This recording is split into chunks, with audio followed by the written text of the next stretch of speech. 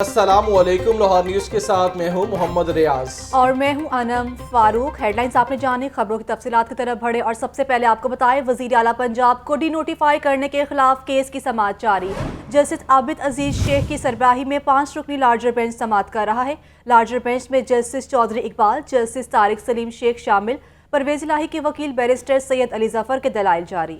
जी बिल्कुल, आपको बताएं कि अहम समाअत जारी है और इस समाअत के बारे में आपको साथ ये भी बताएं कि परवेज इलाही के वकील बैरिस्टर सैयद अली जफर के दलाइल जारी हैं। नुमान नूर हमारे साथ मौजूद हैं।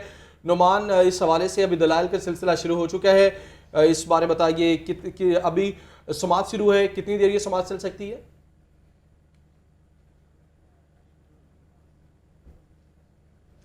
जी रियाज, मैं इस वक्त मौजूद हूँ लाहौर हाई कोर्ट में और हाई कोर्ट में परवेज़ इलाही को डी नोटिफाई करने के हवाले से उनके खिलाफ जो दरख्वास्त थी उस पर समाअत इस वक्त जारी है और जस्टिस आबिद अजीज़ की सरबराही में 5 रुकनी लार्जर बेंच जो है वो समाअत कर रहा है। जबकि परवेज़ इलाही के वकील जस्टिस परवेज़ इलाही के वकील जो बैरिस्टर अली ज़फ़र हैं वो अपनी दलाइल जो है वो दे रहे हैं और दलाइल में बैरिस्टर अली ज़फ़र ने मौक़िफ़ अपनाया कि दरख्वास्त गुजार परवेज़ इलाही जुलाई 2022 में वज़ीर आला बने, जबकि दरख्वास्त गुजार ने वज़ीर आला के इलेक्शन में 188 वोट जो हैं वो हासिल किए, जबकि डिप्टी स्पीकर ने काफ लीग के 10 वोट काउंट नहीं किए। जबकि डिप्टी स्पीकर ने चौधरी शुजात हुसैन के ख़त की रोशनी में काफ लीग के मेंबरान के वोट तस्वुर नहीं किए। मामला सुप्रीम कोर्ट गया, जहां सुप्रीम कोर्ट ने डिप्टी स्पीकर का फैसला जो है वो कालअदम करार दिया। जबकि इस हवाले से बैरिस्टर अली ज़फ़र ने अदालत में ये भी मौक़िफ़ अपनाया कि आइन के मुताबिक वज़ीर आला को ओहदे से हटाने के 2 तरीक़ेकार हैं।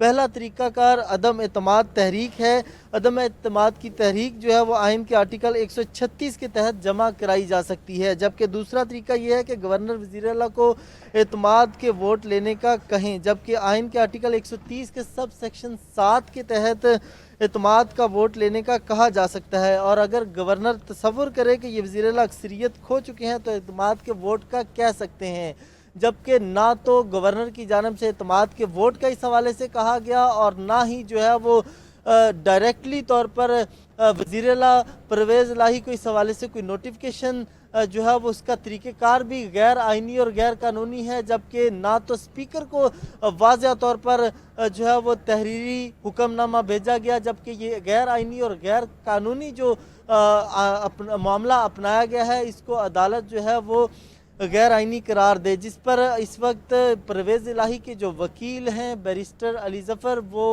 अदालत में दलाइल दे रहे हैं और 5 रुकनी लार्जर बेंच जो है वो इस दरख्वास्त पर समाअत कर रहा है। जबकि इस हवाले से अफ्रीकैन के वकला कमरा अदालत में मौजूद हैं और दलाइल जारी हैं, जबकि अफ्रीकैन की जानिब से नुमान, ये बताइएगा, दलाइल जारी हैं, आज सबकी नजरें अदालत पर हैं कि क्या रिलीफ मिलता है नहीं मिलता वज़ीर आला चौधरी परवेज़ इलाही को, या अगर मिलता है तो क्या वो अबूरी रिलीफ होगा? तो ये तो यकीनन जब समाअत मुकम्मल होगी, फैसला कुछ आएगा, फिर ही पता चलेगा। आप ये बताएं कि अभी आने वाले दिनों में लाहौर हाई कोर्ट का शेड्यूल क्या होगा? ये भी है जिस तरह के मौसमी सरमा की तातीलात होंगी तो फिर तकरीबन 7 से 8 छुट्टियां आ जाएंगी, तो उसके बाद फिर जनवरी में समाअत आगे चलेगी अगर ये केस आगे चलता है।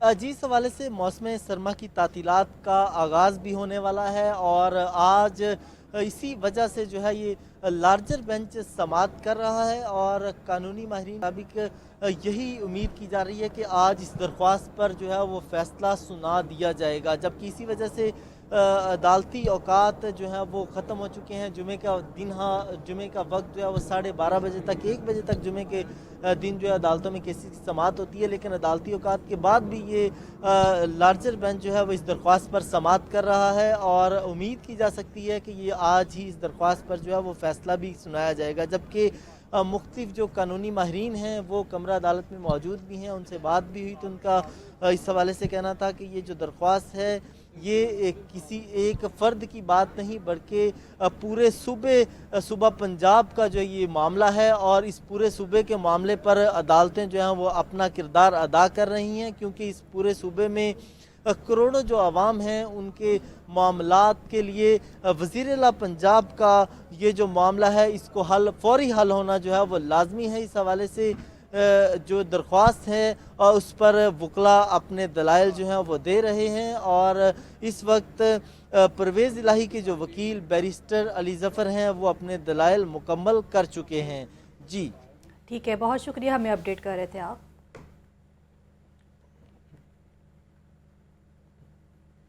लाहौर हाई कोर्ट से भी हमारे नुमाइंदगान अपडेट कर रहे हैं सारी सूरत हाल के हवाले से। अब पंजाब असेंबली का रुख करेंगे जहां पर भी हमारे नुमाइंदगान मौजूद है। आपको ये बताएं, पंजाब असेंबली का मेंबर डे के हवाले से होने वाला इजलास ताखीर का शिकार। परवेज़ इलाही भी पंजाब असेंबली में मौजूद।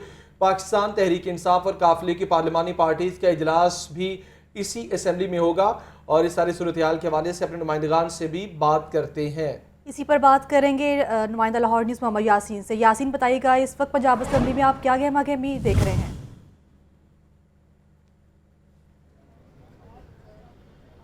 जी बिल्कुल, पंजाब असम्बली का इजलास जो आज 2 बजे होना था, फ़िलहाल वो ताख़ीर का शिकार है। आज का पंजाब असम्बली का इजलास हंगामा खेज़ होने का कभी इम्कान है। और चूँकि आज वज़ीर आला पंजाब के ख़िलाफ़ तरीके अदम अतमाद जो अपोजिशन ने जमा करा रखी है उस पर कार्रवाई का आगाज़ होना था, मगर वो चूँकि अपोजिशन ने अपनी तरीके अदम अतमाद वापस ले ली है, लेकिन फिर भी एक जो स्पीकर और डिप्टी स्पीकर के ख़िलाफ़ तरीके अदमाद जमा है वो अभी बरकरार है। आज दोनों जो सियासी जमातें हैं, PDM और तहरीक इंसाफ के जो इत्तेहादी जमातें हैं, आज उनका पार्लिमानी पार्टी का इजलास है और तहरीक इंसाफ का जो पंजाब असम्बली में, जबकि PDM का जो है वो गवर्नर हाउस में होने जा रहा है। उसमें मज़ीद मुशावरत होगी और बताया जा रहा है कि चूँकि आज स्पीकर और डिप्टी स्पीकर के ख़िलाफ़ तरीके अदम अतमाद पर अभी कार्रवाई नहीं की जा रही और अपोजिशन जो है PDM जो है वो आज उसका इरादा है कि अगर ये इस पर कार्रवाई ना हुई तो आज वो स्पीकर के डाइस का घेराव भी करेंगे और इस हवाले से वो जो कुछ जिस हद तक हो चुका वो एहतजाज की तरफ जाएंगे।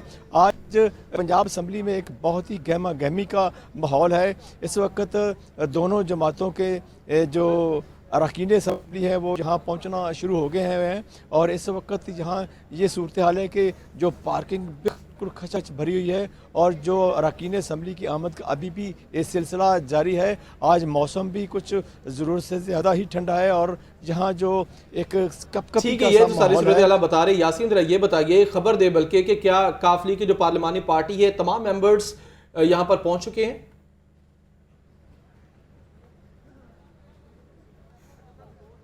नहीं, अभी तमाम तो नहीं पहुँचे। काफिले के अरकान चूँकि उनकी तादाद टोटल 10 है और उनमें से ज़्यादातर पहुँच चुके हैं और वज़ीर आला परवेज़ इलाही चौधरी परवेज़ इलाही जो पहले ही यहाँ पहुँच चुके हैं और उनके बाकी जो अरकान हैं वो इक्का दुक्का जो रह गए हैं वो भी पहुँचने वाले हैं। और जो काफिले के ज़राए यही बता रहे हैं कि उनके आज तमाम 10 के 10 अरकान इस इजलास में शरीक होंगे। और इसमें यह भी बताया जा रहा है कि चूँकि आज जो गवर्नर ने जो डी नोटिफाई किया है वज़ीर आला को, उस हवाले से जो हुकूमती जमात है तहरीक इंसाफ इस हवाले से एक मजम्मती करारदाद भी मंजूर करेगी। इस मौका पर जब ये मजम्मती करारदाद लाई जाएगी तो यकीनी तौर पर इस बात का कभी इम्कान है कि फिर एक नया हंगामा, नया शोभा और बिल्कुल मंडी बाज़ार बन जाएगी।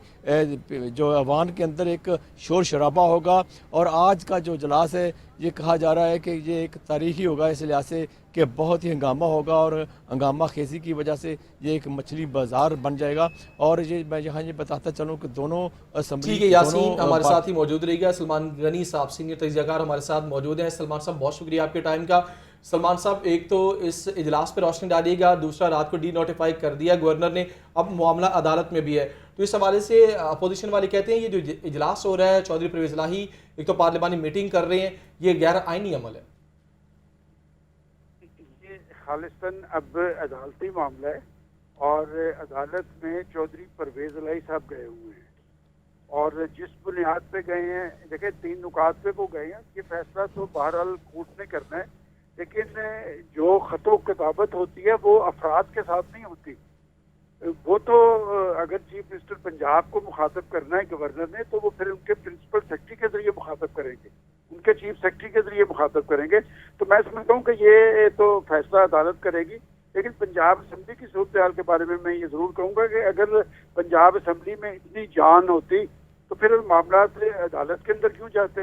हमारा बड़ा सियासी अलमिया ये है कि अब हर मामला जो है वो कोर्ट्स के पास जा रहा है, लेकिन ये ऐवान के अंदर फैसले करने से कासर है। इसी वजह से जमहूरियत भी कमजोर पड़ रही है और सियासत भी कमजोर हो रही है। तो सलमान साहब जरा इस पे अगर हम पॉलिटिकली सारी चीज़ों को देखें तो आप इस पे जरा काइंडली कमेंट कीजिएगा। एक तरफ ये भी इत्तलात हैं कि बैकडोर राबते जारी हैं, एक तरफ मामला अदालत में चला गया है और शायद ये आगे सिलसिला चले और इसको ये अदालत में भी चलता रहेगा, इस तरह बयानबाजी दोनों जानिब से होती रहेगी। तो ये एक बैकडोर एक प्लान के तहत चीज़ें चल रही हैं। देखिए, मैं तो पहले रोज से कह रहा हूँ, दुनिया न्यूज के प्रोग्राम थिंक टैंक में जब से ये क्राइसिस शुरू हुआ है, मैं 1 माह से मुसलसल कह रहा हूँ और हर हफ्ते मैं ये कह के उठता हूँ कि जब हम अगले हफ्ते बैठे होंगे तो असेंबली मौजूद होगी। और इसकी बुनियाद ये है कि जो असेंबलीज के अरकान होते हैं वो कभी अपनी नैया नहीं डुबोते। और चौधरी परवेज इलाही साहब तो अपना मौकफ बड़ा वाज़ेह अंदाज में दे चुके हैं। वो तो उन्होंने कहा कि 99% अरकान असेंबली के खिलाफ है। दरअसल ये 23 दिसंबर गुजारना थी, क्योंकि इमरान खान साहब 2 असेंबलियां तोड़ना चाहते थे। असेंबलियां तो नहीं टूटी। आज का दिन 23 दिसंबर है और यहाँ तक नहीं कि क्राइसिस पंजाब में है, जहाँ पर उनको 2 अक्सरियत हासिल है, वो भी बदले बदले नजर आ रहे हैं। इसलिए कि वहाँ का तर्जुमान ये कहता है कि हम जो भी फैसला करेंगे हम पंजाब की तरफ देख के करेंगे, पंजाब असेंबली की तरफ देख के करेंगे। मेरा ख्याल है खान साहब जो अपना आखिरी पत्ता था वो खेल चुके हैं। अरकान असेंबली उस असेंबली से कभी निकलना नहीं चाहते जिस असेंबली का वो हिस्सा होते हैं। लोग तो असेंबली में आने के लिए बहुत कुछ करते हैं। लिहाजा मैं समझता हूँ कि इस हवाले से बैकडोर राब्तों का सिलसिला दुरुस्त था कि जी बैकडोर मेरे अपने जाती इल्म में कि इस तरह के राब्ते चल रहे थे कि हमें असेंबली को नहीं तोड़ना चाहिए। बहुत शुक्रिया सलमान गनी साहब, सीनियर तजियाकार हमारे साथ मौजूद थे। वो सारी सूरत-ए-हाल पर अपना तजिया दे रहे थे। हमारे नुमाइंदे यासीन जो इस वक्त मौजूद है पंजाब असेंबली, उन्होंने भी तफसीलन अपडेट किया। उनसे मज़ीद मालूमात लेते रहेंगे। शुक्रिया यासीन आपका भी। पंजाब असेंबली के बाद लीगी रहनुमा खलील ताहिर संधू मीडिया से गुफ्तगू कर रहे हैं। कॉन्स्टिट्यूशन ऑफ पाकिस्तान के तहत लिहाजा ये यहाँ पे जो बार बार एक सरासीमगी फैलाई जा रही है और मैंने ऐसे दानश्वर यहाँ पे आके देखे हैं कि जिनको कुछ बिल्कुल नहीं पता और वो आके कह रहे हैं कि जी मंजूर भट्टू साहब के केस में ऐसे हुआ था। नंबर 1। नंबर 2, एक मैं वजाहत देना चाहता हूँ आप भाइयों के ज़रिए से कि एक गलत तौर पे एक खबर चल गई, कैसे भी चल गई मुझे इस बात का तो नहीं पता, हम उसकी तहकीक करेंगे। There is no any meeting governor house में, कोई मीटिंग नहीं है सियासी। मीटिंग हमारी 180H पे होगी, जब भी होगी सियासी मीटिंग होगी, सारे मेंबरान हमारे असेंबली में मौजूद हैं। लिहाजा मैं इसलिए आप भाइयों को दोबारा तकलीफ दी है कि गवर्नर हाउस जो है वो आइनी इदारा है और गवर्नर साहब इम्पार्शियल होते हैं। लिहाजा वहाँ पे किसी किस्म की कोई सियासी मीटिंग नहीं है और ना वहाँ को मीटिंग हो रही है। आप ये मेंबर्स हमारे साथ देख रहे हैं, यहाँ भी बैठे हैं और बाकी अंदर बैठे हुए हैं। तो इस हवाले से मैंने आपको ये वजाहत देना जरूरी था। गवर्नर हाउस में कोई मीटिंग नहीं हुई। अगर कोई मीटिंग गवर्नर हाउस में नहीं, राणा साहब का जाना तो मना नहीं है ना, राणा साहब फेडरल लॉ मिनिस्टर है, उनका भी जाना मना नहीं है। उधर जाना तो मना नहीं है ना किसी का। ये तो नहीं कि उधर जा नहीं सकते, नो गो एरिया तो नहीं ना, ये को मतलब वो तो नहीं अल्ताफ से वाला एरिया कि आप जा नहीं सकते उस तरफ, ये नो गो एरिया नहीं है। इसलिए ऐसी कोई बात नहीं है, हम जा सकते हैं, पार्टी का मतलब हमारे लिए मौजूद है, वो कोई भी जा सकता है। आप अगर आपने जाना तो मैं आपको भी ले जाता हूँ। मुझे आप MP रहने देना चाहते हैं कि नहीं रहने देना चाहते हैं? आप जैसे दोस्त होंगे तो मुझे दुश्मन की जरूरत नहीं है।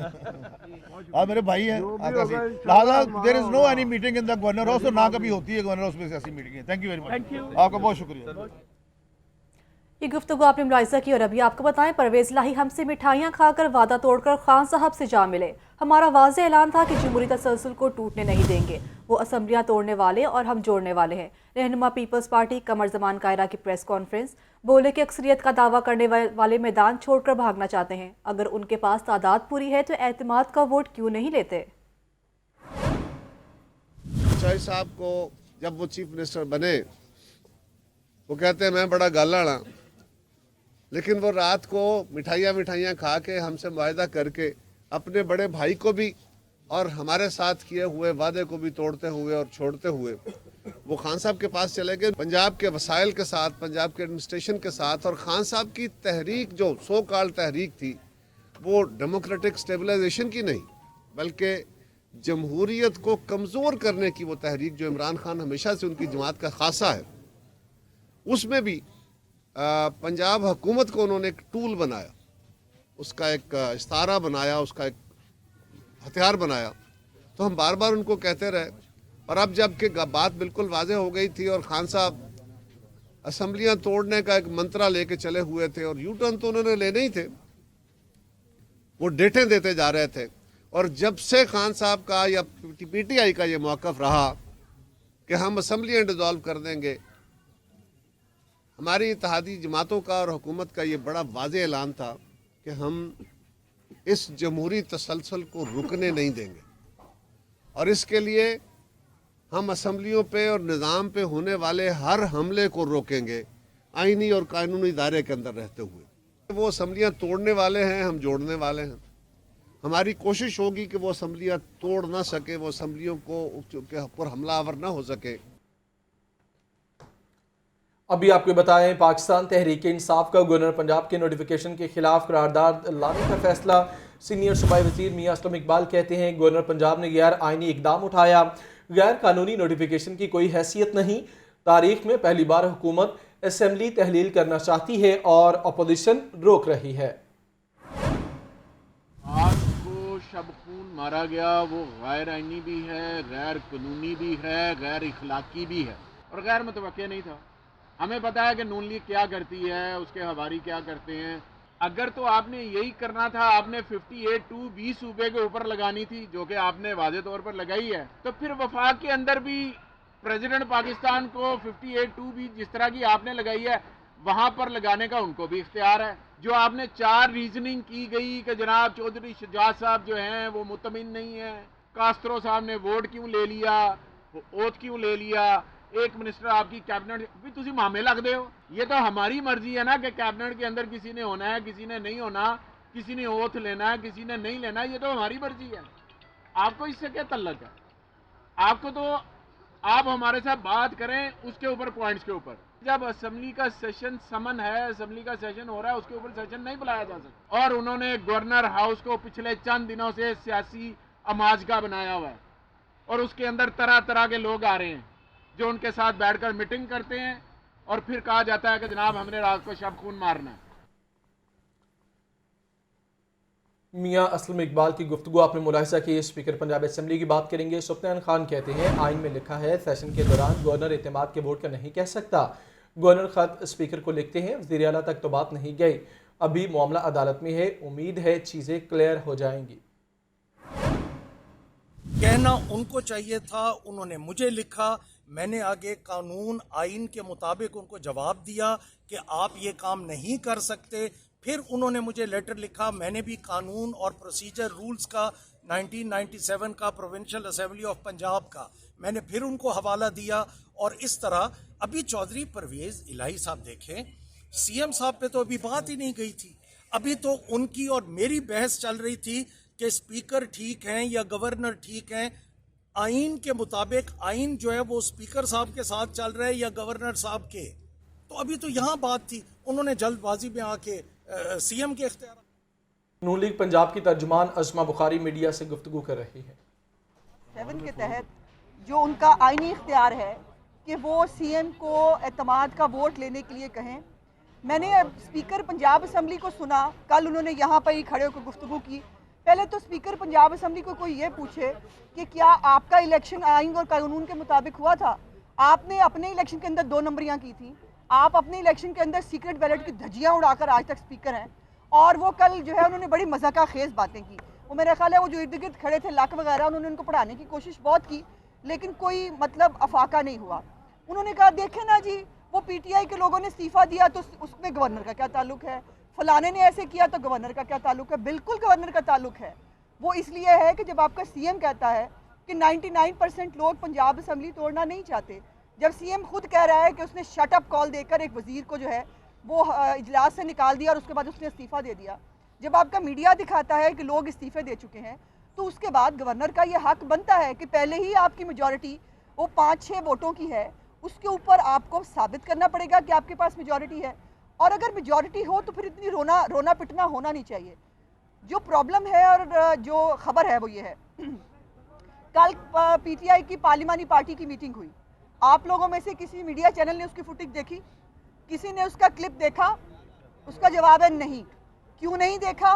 क्योंकि उनके मेंबर पूरे नहीं थे और 156 या 57 मेंबर उनके पास उस दिन मौजूद थे कल रात को। तो उससे आप अंदाज़ा लगा लीजिए कि ये घर से 179 ये क्लेम करते हैं, ये घर से जो है वो 23 वोट कम जो है वो करके निकलेंगे। और उसके बाद परवेज़ इलाही साहब तो 2 नंबरी का मतलब बादशाह सलामत हैं।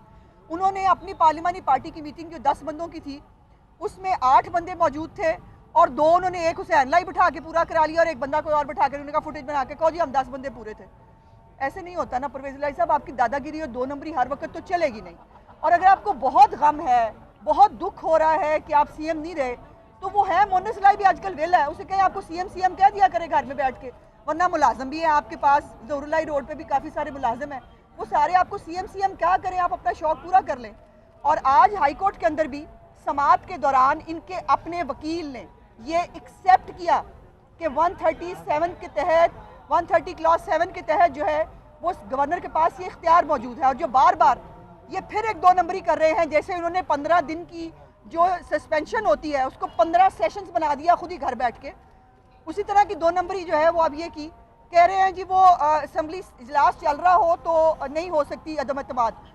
मैंने बारहा कहा, मैं अब भी कह रही हूँ, चले छोड़े मीडिया पे, कम अज़ कम अदालत के अंदर वो क्लॉज बता दें जिसके तहत ये लिखा गया है कि असेंबली इजलास चल रहा हो तो आप जो है वो इजलास नहीं बुला सकते, बल्कि 130 सब क्लॉज 7 जो है वो क्लियरली कहती है गवर्नर शैल समन, ये खुद पढ़ के भी सुनाया कल स्पीकर साहब ने आपको, governor shall summon the session. तो उसने वो सेशन का समन किया, आपने जो है वोट नहीं लिया बिकॉज आपके पास वोट नहीं है। जब वोट नहीं है तो फिर पैकअप करें। ये नहीं हो सकता कि आप जो है वो आपकी शक्लें बहुत अच्छी हैं, आप हैंडसम जो है वो लीडर के जो है पैरोकार हैं तो फिर हम आपको बर्दाश्त किया जाए, ऐसा नहीं होगा। तो दूसरी मेजॉरिटी पार्टी इस हाउस के अंदर जो है वो PMLN है और कानून और आइन के तहत जब पहली पार्टी जो है वो अपने बंदे पूरे ना कर सके तो वो राइट दूसरी बड़ी पार्टी को मिलता है और वो राइट अब यकीनन PMLN को और उसकी इत्तेहादी जमातों को मिलना चाहिए। और इसके ऊपर आज देखते हैं कि हाई कोर्ट से क्या फैसला आता है, लेकिन हाई कोर्ट भी आइन से बाहर नहीं जा सकती। हाई कोर्ट ये नहीं कह सकती कि 130 सब क्लॉज 7 जो है वो एग्जिस्ट नहीं करती आईने पाकिस्तान के अंदर। वो ये नहीं कह सकती कि गवर्नर जो है वो ओथ का जो वोट का लिए नहीं कह सकते। वो ज़्यादा से ज़्यादा क्या कर सकते हैं, वो दोबारा यही कहेंगे जाके वोट लेके आए तो ले लें वोट लेके आकर अपने आप को लिजिटिमेट वज़ीर आला साबित करें। उसके बाद आपसे बात होगी, उसके बाद देखेंगे कि आप जो है आपके पास इख्तियारात आप इस्तेमाल करने के काबिल हैं। जो मैंने आपको बता दिया है कि इनके पास इनकी अपनी पार्लिमानी पार्टी के 23 बंदे कम हैं और क्यू लीग के 2 बंदे कम हैं, हो गए 25, तो फिर छुट्टी। 25 बंदे आपके पास नहीं हैं तो अब ये तो नहीं हो सकता कि आपको जो है वो छूट दी जाए। सो देखते हैं जी, लाहौर हाई कोर्ट भी उन्होंने तमाम जो हमारी आला दिया है उन्होंने भी कानून के तहफ़्फ़ुज़ की कसम खाई हुई है और वो अपने इस आइनी तरीक़ाकार से बाहर नहीं जा सकते। तो इंशाल्लाह मैं समझती हूँ कि आज जो गवर्नर साहब का एक आइनी इख्तियार है उसको ही जो है वो अदलिया उसको एक्सेप्ट करेगी। और जो खुद और फिर कहा जाता है, बड़ा क्लियरली लिखा है कि अगर वो बाज रेफरेन का मतलब है बाज रहता है, अगर वो बाज रहते हैं वो जो है वोट नहीं लेते हैं तमाद का, तो फिर he cease to be the chief minister, यानी वो चीफ मिनिस्टर रहना ख़त्म हो जाएंगे। तो he cease to be the chief minister कल वो डिनोटिफाई हो गए हैं। और बेशर्मों की तरह अभी ये सारी कैबिनेट जो है इतने मतलब बेशर्म लोग हैं, आज भी धड़ल्ले के साथ जो है वो सरकारी गाड़ियाँ जो हैं वो लेके फिर रहे हैं। क्यों भाई, आपके बाप का माल है, आप ये सरकारी गाड़ियाँ प्रोटोकॉल लेके क्यों फिर रहे हैं? प्रोटोकॉल तो खैर इनसे ले लिया गया है रात का, गाड़ियाँ उन्होंने अभी तक वापस नहीं की। ज़ाहिर है कब्जागीर जो हुए, एक पुरानी आदत है कब्जागिरी करने की, लेकिन वो कब्जा हमें छुड़वाना आता है, बड़े अच्छे से छुड़वाना आता है। आज हाई कोर्ट देखते हैं इंशाल्लाह ताला कि आइन और कानून के मुताबिक फैसला देगी। मैडम आप ये बताइए कि जो वो मेन प्ली ये ले रहे हैं कि ये वज़ीर आला का कसूर ही नहीं। ये गुफ्तगू आपने मुलाहिज़ा की। और अभी आपको बताएं, वज़ीर आला पंजाब चौधरी परवेज़ इलाही को डिनोटिफाई करने का मामला, चेयरमैन PTI इमरान खान ने ज़मान पार्क में पार्टी रहनुमाओं का इजलास तलब कर लिया। पंजाब के सियासी बहरान के हवाले से भी पार्टी रहनुमाओं से मुशावरत की जाएगी। इसी पर बात करेंगे, लियाकत अली हमारे साथ मौजूद है। जी लियाकत, एजेंडा क्या होगा इसका? बिल्कुल तहरीक इंसाफ के चेयरमैन इमरान खान ने ये मशावरती इजलास सीनियर लीडरशिप का बुलाया है और इस इजलास में शिरकत के लिए पार्टी के रहनुमा जो हैं वो ज़मान पार्क पहुंचना शुरू हो गए हैं। शिबली फराज, हमाद अजहर, शफकत महमूद ज़मान पार्क पहुंच चुके हैं। साबिक सीनियर सूबाई वज़ीर मियां हसन इकबाल और पार्लिमानी अमूर के वज़ीर साबिक राजा बशारत हैं वो भी ज़मान पार्क पहुंच रहे हैं और पार्टी की दीगर लीडरशिप भी आहिस्ता आहिस्ता आ रही है। कुछ ही देर में जो बकिया पार्टी के सीनियर लीडर्स आने के बाद ये इजलास शुरू होगा और इसमें आइंदा सियासी हिकमत अमली पंजाब के सियासी बहरान के तनाजुर में तय की जाएगी। शुक्रिया लियाकत आपका। अब आपको बताएं कि नजम सेठी की ज़रिए सदारत PCB मैनेजमेंट कमेटी का पहला इजलास हुआ। शकील शेख, शफकत राना, गुलजादा, नुमान भट्ट समेत दीगर मेंबरान कमेटी ने शिरकत की। शाहिद आफरीदी, मुस्तफ़ा रमदे, हारून रशीद के वीडियो लिंक के जरिए शिरकत। तफसीलात जानेंगे बिलाल अकील से। बिलाल बताइएगा, इस इजलास में किन किन अमूर पर तबादला ख्याल किया गया? जी बिल्कुल, जिस तरह से गुज़िश्ता रोज पीसीबी के मैनेजमेंट कमेटी ने जो है वो चार्ज संभाला था और आज नेशनल हाई परफॉर्मेंस सेंटर में मैनेजमेंट कमेटी का पहला इजलास चेयरमैन नजम सेठी की सदारत में जो है वो इस वक्त नेशनल हाई परफॉर्मेंस सेंटर में जारी है, जिसमें जो दीगर मेंबरान थे इस कमेटी के वो शिरकत कर रहे। शाहिद अफरीदी जैसे इस कमेटी के मेंबरान है, वो हारून रशीद और मुस्तफा रमदे जो है वो वीडियो लिंक के जरिए जो है वो इस इजलास में शरीक है, जबकि दीगर जो मेंबरान है उसके नुमार भट्ट और दीगर जो है वो इस वक्त नेशनल हाई परफॉर्मेंस सेंटर में मौजूद है। आज इस क्लास में जो है वो सबसे पहले जो सिलेक्शन कमेटी है उसके हवाले से तबादला ख्याल किया जाता है और पाकिस्तान क्रिकेट बोर्ड के जो आइंदा आने वाले अमूर को कैसे संभाला जाना है उस पर भी तबादला ख्याल किया जाएगा, जबकि जो वुमेन सिलेक्शन कमेटी है उसके हवाले से भी जो है बातचीत की जाएगी और आगे जो सबसे अहम टूर्नामेंट पाकिस्तान सुपर लीग आ रहा है उसके हवाले से भी जो है इस क्लास में बातचीत की जाएगी। आपने अपडेट किया, शुक्रिया आपका बिलाल। और माली साल 2022-23 का नस्फ गुजर गया। वासा इंतजामिया नई तरक्याती स्कीमों पर तवज्जो न दे सकी। जून 2022 से दिसंबर 2022 तक कोई मेगा प्रोजेक्ट अब तक शुरू न किया गया। वेस्ट वाटर ट्रीटमेंट प्लांट बाबू साबू के लिए प्रोजेक्ट मैनेजमेंट यूनिट न बन सका।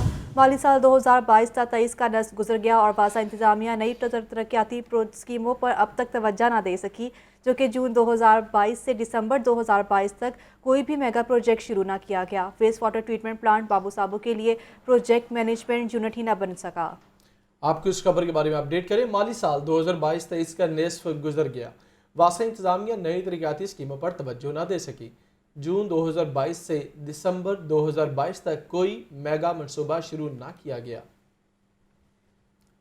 आगे बढ़ेंगे, स्मोक के बारे में भी आपको अपडेट करें। स्मोक से बचाव के लिए इकदाम मज़ीद तेज। 20 साल पुरानी गाड़ी के शहर में दाखिले पर पाबंदी लगाई जाएगी।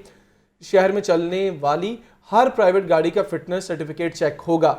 शहर के अस्पतालों में स्मोक डेस्क बनाए जाएंगे। LWMC को खराब गाड़ियां मुरम्मत करवाने के लिए 1 माह की मोहलत दे दी गई। DC लाहौर की ज़ेरे सदारत इजलास में अहम फैसले। तफसीलात जानेंगे इमरान अकबर से। इमरान बताइएगा, इस पर अमल दरामद कब से किया जाएगा? जी बिल्कुल, डिप्टी कमिश्नर लाहौर मोहम्मद अली की ज़ेर सदारत इंसदारी स्मोक मुहिम बारे अहम इजलास हुआ है, जिसमें इजलास में फैसला किया गया कि शहर में 20 साल पुरानी गाड़ी के दाखिले पर पाबंदी लगाई जाए और इस वाले से शहर में चलने वाली हर प्राइवेट गाड़ी की जो है वैक्स और फिटनेस सर्टिफिकेट जो है हासिल करना जरूरी होगा। गैर मियारी फ्यूल और कार्बन को जलाने में पर मुकम्मल पाबंदी होगी, जबकि LWMC को खराब गाड़ियों को मरम्मत करवाने के लिए 1 माह का वक्त दे दिया गया है। धुंध में हादसा की रोकथाम के लिए गाड़ियों पर रिफ्लेक्टर को लाजमी लगाया जाएगा, जबकि शहरी गाड़ियों का इस्तेमाल कम करें और मास्क का इस्तेमाल यकीनी बनाए। शहर के अस्पतालों में स्मोक डेस्क लगाए जाएंगे। इसके हवाले से शहरियों को स्मोक और धुंध में हिफाजती तदबीर इख्तियार करने के लिए अपील भी की गई है। डिप्टी कमिश्नर लाहौर की ज़ेर सदारत इजलास में additional deputy commissioner, assistant commissioner, PDM, secretary RTA, महकमा माहौलियात, LWMC, वासा, ट्रैफिक, पुलिस और दीगर महकमों के अफसरान ने शिरकत की है। जी, अपडेट करने के लिए शुक्रिया इमरान। लाहौर में खवातीन गैर महफूज। शहर में मुबैना ज़्यादती के वाक़यात भी बढ़ गए। बाटापुर टाउनशिप, नसीराबाद और चूंग के इलाकों में मुबैना ज़्यादती के वाक़यात रिपोर्ट हुए। पुलिस ने तमाम वाक़यात के मुकदमा दर्ज करके तहकीकात शुरू कर दी। मुदस्सिर हुसैन से बात करेंगे। जी मुदस्सिर, क्या डिटेल है आपके पास? मुदस्सिर से राबता बहाल करने की कोशिश करेंगे, इस बारे में मज़ीद उनसे मालूमात हासिल करेंगे। शहर लाहौर में मुबैना ज़्यादती के वाक़यात बढ़ चुके हैं। अगर शहर के मुख्तलिफ इलाकों की बात करें तो बाटापुर टाउनशिप, नसीराबाद और चूंग के इलाकों में मुबैना ज़्यादती के वाक़यात रिपोर्ट हुए। पुलिस ने तमाम वाक़यात के मुकदमात दर्ज करके तहकीकात शुरू कर दी। जी हाँ, आपको बता रहे हैं जो कि शहर में मुबैना ज़्यादती के वाक़यात बढ़ चुके हैं और ख़वातीन भी गैर महफूज हैं। और बाटापुर टाउनशिप, नसीराबाद और चूंग के इलाकों में मुबैना ज़्यादती के वाक़यात रिपोर्ट